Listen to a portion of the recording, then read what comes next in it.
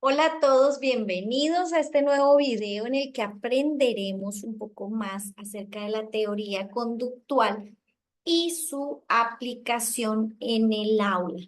Es fundamental entender que dentro de todas las propuestas educativas que se han desarrollado a lo largo de los años, la teoría conductual ha significado un aporte fundamental en el aprendizaje del ser humano. De hecho, no podemos generar un proceso de rechazo frente a los aprendizajes que nos brinda la teoría conductual y lo que implican en el desarrollo conductual de una persona. Es importante tener en cuenta que esos aprendizajes de la teoría conductual, por ejemplo, el aprender asociando estímulos con respuestas, ayudan mucho al ser humano a defenderse en muchas situaciones de la vida.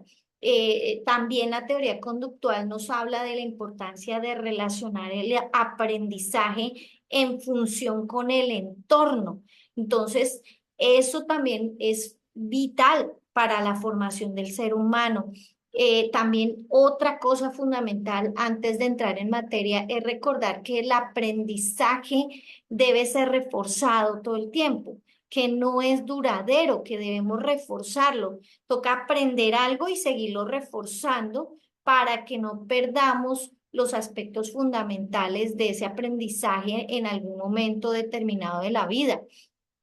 El aprendizaje también requiere de memoria, que esa es otra cosa que hay que tumbar también, que dicen, bueno, ya no es necesario desarrollar ejercicios de memoria, no. De acuerdo con la teoría conductual, la memoria es importante, la repetición es importante, el generar ejercicios repetitivos y mecánicos que respondan a estímulos también es importante.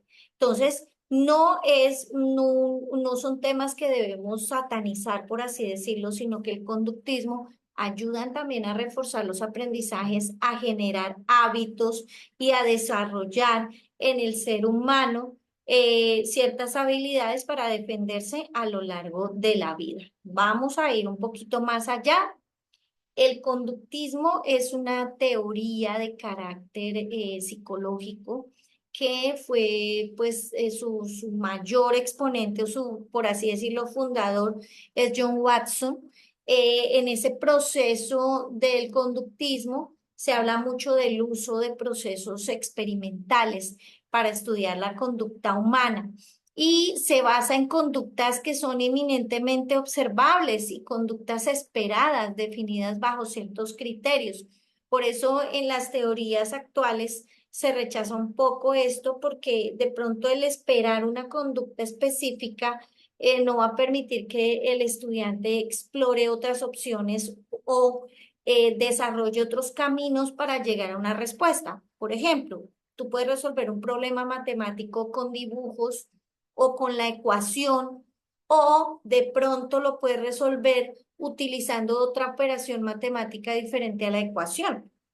Entonces pueden haber tres caminos para llegar a una respuesta. Entonces por eso ha sido de pronto criticado, porque se esperan unas conductas específicas observables y que están definidas bajo criterios claros. Ahora, el aprendizaje para el conductismo, que es algo que sí de pronto también ha sido criticado, es que no es una cualidad intrínseca al organismo. Eso lo dicen ellos, sino que necesita ser impulsado por el ambiente y esto de pronto ha sido mal interpretado. Esto está presente en todas las teorías mecanicistas que implican que se requiere siempre de un impulso externo al sistema para poder operar y que hay como una escasa consideración del componente biológico del aprendizaje. Pero de todas maneras, esto pues resulta coherente con ese asociacionismo conductual que está basado en la tabula rasa, en medir a todos por igual. Entonces, aquí es importante que entendamos que el conductismo pues tiende a enfocarse a esos aspectos, o sea, que la conducta es fruto de la experiencia aprendida, de la formación de hábitos, ese atomismo en el que la conducta humana puede descomponerse y estudiarse científicamente, que también es algo que me parece a mí positivo porque podemos analizar las conductas del ser humano, pero lo que de pronto ha sido criticado es que se basa en el positivismo, en que lo observable es lo único que es válido, cuando el ser humano es mucho más complejo. Mm, Ahora bien, el conductismo trabaja a partir de varios modelos. El modelo de condicionamiento clásico, que yo creo que ustedes lo han oído, en el que se habla del estímulo incondicionado y la respuesta incondicionada, y del estímulo condicionado y la respuesta condicionada. Vamos a verlo más a profundidad. ¿Qué es el estímulo incondicionado?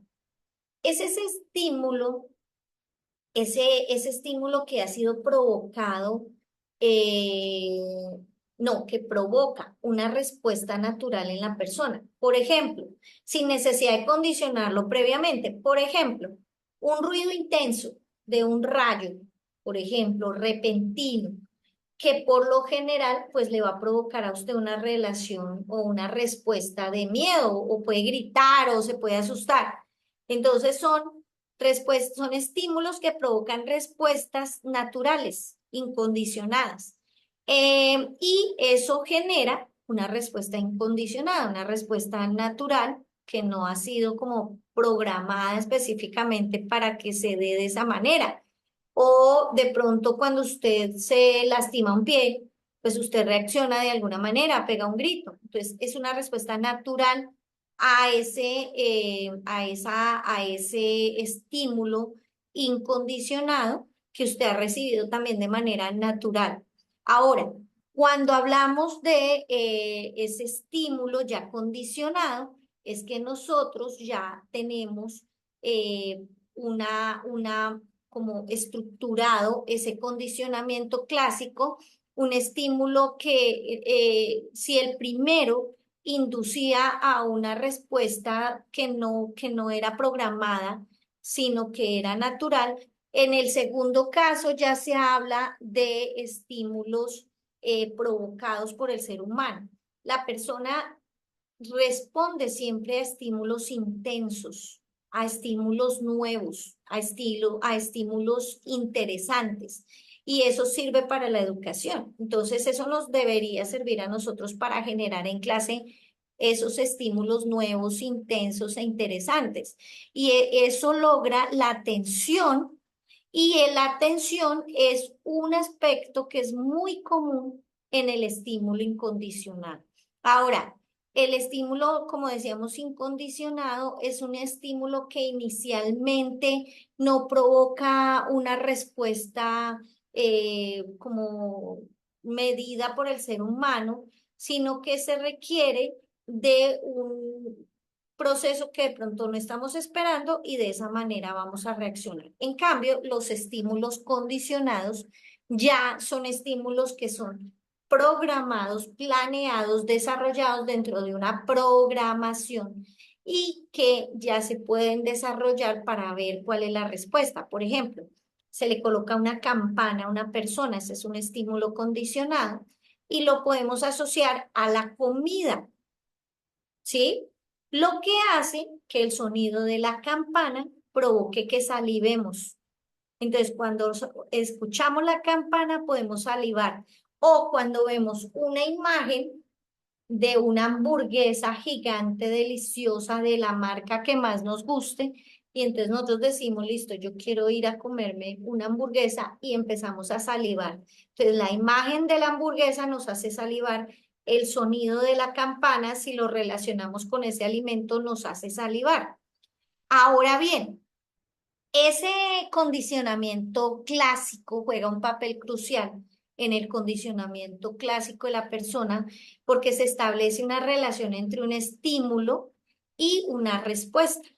Ahora, dentro de ese proceso se habla también de un refuerzo que es fundamental, que es un proceso de incrementación de la frecuencia o tasa de ocurrencia de una conducta determinada, por medio de un estímulo que se nos ha presentado poco después de manifestarse. Entonces, al repetir algo, lo vamos a reforzar una y otra vez. Y dicen los expertos que después de reforzarlo unas 20, 21 veces, ya va a quedar una conducta determinada y vamos a fomentar un hábito nuevo en nosotros. Ahora, el condicionamiento operante nos permite entender que aprendemos y que la base de nuestro aprendizaje está basado en esos estímulos, que se aprende al conectar estímulos. Cuando hablamos de condicionamiento operante, aprendemos al conectar esos estímulos. En el condicionamiento clásico no, en el condicionamiento operante sí. Conectamos estímulos y respuestas a través de la aplicación de una conducta en diferentes ámbitos y entonces lo hacemos a través del ensayo-error y a partir de ahí se va generando un condicionamiento operante. El conductismo tiene muchas ventajas. De hecho, hay 12 principios del conductismo que nosotros podemos aplicar en las aulas.